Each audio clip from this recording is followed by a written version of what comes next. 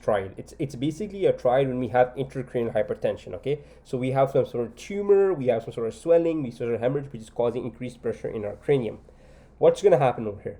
What's going to happen is that we're going to be getting a increase in your CPP. Okay, the blood going to your brain is decreasing. Okay, that's the first thing. The blood going to your brain is decreasing, so your like basically sympathetic response is going to be stimulated. Now, the fact that we're going to be getting all this constriction, what happens is these baroreceptors here in the carotids, they get activated. And that's going to lead to a reflex bradycardia. So second thing, bradycardia, okay? Then that's going to lead to a decreased heart rate and decreased bradycardia, because these baroreceptors have cranial number 9 that go to the brainstem, and they come out with this huge vagus nerve, which is just bradycardia, okay?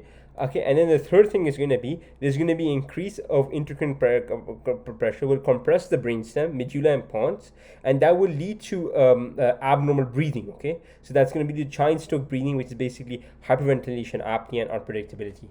So I'm just going to make this really, really simple over here, Gaussian stride, because that can really help us to identify herniation, okay? So you're going to have a tumor or some sort of herniation going on in the brain.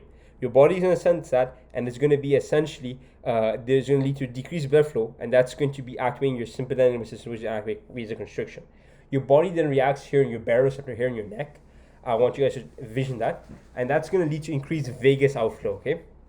And that, the fact that there's so much pressure compressing your brainstem is we're going to be getting this sort of problematic breathing problems. We're going to get some sort of breathing problems, and that's going to lead to giant stroke breathing, which is going to be causing hyperventilation plus or apnea. So that's going to be irregular breathing. So that's just to summarize that again: decreased perfusion pressure. Okay.